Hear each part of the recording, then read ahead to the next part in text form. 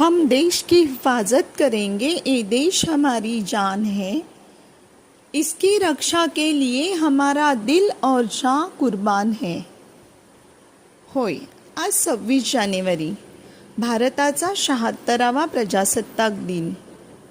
या राष्ट्रीय सणाच्या सर्वांनाच मंगलमय शुभेच्छा देऊन मी कार्यक्रमाला सुरुवात करत आहे। मित्रांनो, आपली भारतीय संस्कृती संस्कार, प्रेम, मानवता, बंधुता अशा अनेक मूल्यांचा समावेश असलेली आहे। आपण भारतीय लोक अनेक सण उत्सव साजरे करतो। त्यापैकीच एक सण प्रजासत्ताक दिन। 15 ऑगस्ट 1947 हा दिवस सर्व भारतीयांसाठी आनंदाचा दिवस। कारण सुमारे 150हून अधिक वर्ष गुलामगिरीची चादर ओढून गुदमरलेल्या श्वासाला स्वातंत्र्याने मोकळा श्वास मिळाला होता। परंतु आपल्या देशाकडे स्वतःचे संविधान नव्हते। भारताचे संविधान तयार करण्यासाठी डॉक्टर बाबासाहेब आंबेडकर यांच्या अध्यक्षतेखाली मसुदा समितीची स्थापना करण्यात आली। डॉक्टर बाबासाहेब आंबेडकरांना भारतीय संविधानाचे शिल्पकार असे म्हणतात। 26 नोव्हेंबर 1949 रोजी संविधान समितीने भारतीय संविधान स्वीकारले। हे संविधान 26 जानेवारी 1950 रोजी अंमलात आणले। आपले राष्ट्र सार्वभौम प्रजासत्ताक राष्ट्र बनले। खऱ्या अर्थाने प्रजेची सत्ता या दिवसापासून सुरू झाली। म्हणूनच दरवर्षी 26 जानेवारी हाच दिवस प्रजासत्ताक दिन म्हणून साजरा केला जातो। सर पर जिसके हिमालय का ताज है, पाँव पखारे जिसके सागर विराज है। हम संतान है भारत माँ की, इसका हमें नाज है। भारत का जय घोष हो दोस्तों, गणतंत्र दिन आज है। गणतंत्र दिन आज है। आज आपला भारत देश विज्ञान, तंत्रज्ञान, औद्योगिक, शैक्षणिक क्षेत्रात पुढे पाऊल टाकत आहे। आपल्या भारत देशात हिंदू, मुस्लिम, शीख, ईसाई, बौद्ध, जैन, पारशी अशा अनेक जाती धर्मातील लोक गुण्यागोविंदाने राहत आहेत। परंतु काही देशविघातक शक्ती, समाजविघातक व्यक्ती तरुणाईला हाताशी धरून त्यांना वेगवेगळी आमिषे दाखवून व्यसनाधीन बनवून जातीय धार्मिक तेढ निर्माण करत आहेत। आपल्या देशाच्या अखंडतेला, एकतेला बाधा आणण्याचा प्रयत्न करत आहेत। अशा या समाजविघातक, देशविघातक शक्तींवर वेळीच आळा घालणे, त्यांचा बंदोबस्त करणे आवश्यक झाले आहे। त्यासाठी तरुणांनी वेळीच जागृत होणे राष्ट्राच्या दृष्टीने गरजेचे आहे। भारतीय स्त्रीवर्ग देखील आज प्रत्येक क्षेत्रात आघाड्यांवर आहे। पुरुषांच्या खांद्याला खांदा लावून देशाच्या विकासासाठी योगदान देत आहेत।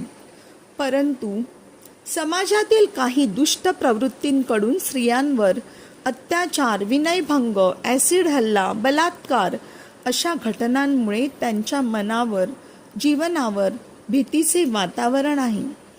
या चित्रात बदल घडून आला पाहिजे। जाने कितने मर मिटे तब हमने आज़ादी पाई है, बड़े दिनों के बाद खुशियों की घड़ी आई है। गणतंत्र दिवस की लालिमा आज हम सब पर छाई है। आज हम सब पर छाई है। आपण आज सर्वजण प्रसन्न मनाने, हसत मुखाने इथे आहोत। आजचा हा सुवर्णमय दिन पाहण्याचे भाग्य आपणास लाभले आहे। पण या स्वातंत्र्याची कथा फार मोठी आहे। वीरांचे बलिदान, महापुरुषांचे महान कार्य यातूनच स्वातंत्र्याचे स्वप्न साकार झाले आहे। आज या देशासाठी आपण काय करत आहोत? केवळ व्हॉट्सॲप, फेसबुक, इंस्टाग्राम यांसारख्या सोशल मीडियावर स्टेटस ठेवून प्रजासत्ताक दिनाच्या शुभेच्छा देणे म्हणजे देशप्रेम व्यक्त करणे होय का? आज आपली तरुण पिढी, लहान बालके सुद्धा मोबाईल सारख्या आधुनिक तंत्रज्ञानाचे नेमके फायदे लक्षात न घेता त्यांचे गुलाम बनत आहेत आणि स्वतःचे शारीरिक, आर्थिक, कौटुंबिक स्वास्थ्य धोक्यात घालत आहेत. ही साधने आपल्याला ज्ञान मिळविण्यासाठी वापरायला हवीत. पण दुर्दैवाने आपण साधने वापरत नाही, तर ही साधनेच आपला वापर करून घेत आहेत. आपला अमूल्य वेळ, नेटपॅकसाठी लागणारा पैसा सर्व काही खर्ची पडत आहे. वेळीच आपण सावध झालो नाही तर पुन्हा एकदा या गुगल, व्हॉट्सॲप, फेसबुक, इन्स्टा यांचे गुलाम होऊ शकतो. आपण आपले घर, परिसर, शाळा नक्कीच स्वच्छ ठेवू शकतो. पाण्याचा, विजेचा काटकसरीने वापर करू शकतो. ध्वनी प्रदूषण होणार नाही. आपल्यामुळे इतरांना कोणत्याही प्रकारे त्रास होणार नाही याची खबरदारी नक्कीच घेऊ शकतो. आपण आपल्या घराचे जसे संरक्षण करतो तसेच आपला वर्ग, आपली शाळा, ऐतिहासिक वास्तू, सार्वजनिक ठिकाणे यांसारख्या ठिकाणी सुद्धा कचरा टाकू नये. तेथील वास्तूंवर, वस्तूंवर, भिंतींवर नावे, नक्षी कोरून त्यांचे सौंदर्य घालवू नये. च्विंगम सारख्या उपद्रवी पदार्थ चिटकवून इतरांना त्रास देऊ नये. अशा छोट्या छोट्या गोष्टींचे भान ठेवून देशसेवा करू शकतो. नैसर्गिक आपत्तीच्या वेळी आपल्याला जमेल तशी गरजूंना मदत करू शकतो. अनाथालयांना अन्नधान्य दान करू शकतो. आपल्या वाढदिवसाच्या दिवशी किंवा एखाद्या विशेष प्रसंगी अनेक सेवाभावी संस्थांना जमेल तशी आणि जमेल तेवढी देणगी देऊन त्यांच्या कार्यास हातभार लावू शकतो. वृद्धाश्रमास भेट देऊन त्यांचे मनोरंजन करू शकतो. त्यांच्यातील एकटेपणाची भावना दूर करू शकतो. जरा विचार केला तरी आपल्या लक्षात येईल की आपण अनेक प्रकारे आणि सहजपणे देशसेवेच्या कार्यात सहभागी होऊ शकतो. आपण कोणत्याही प्रकारच्या अफवांवर विश्वास ठेवता कामा नये. वाहतुकीच्या नियमांचे पालन केले पाहिजे.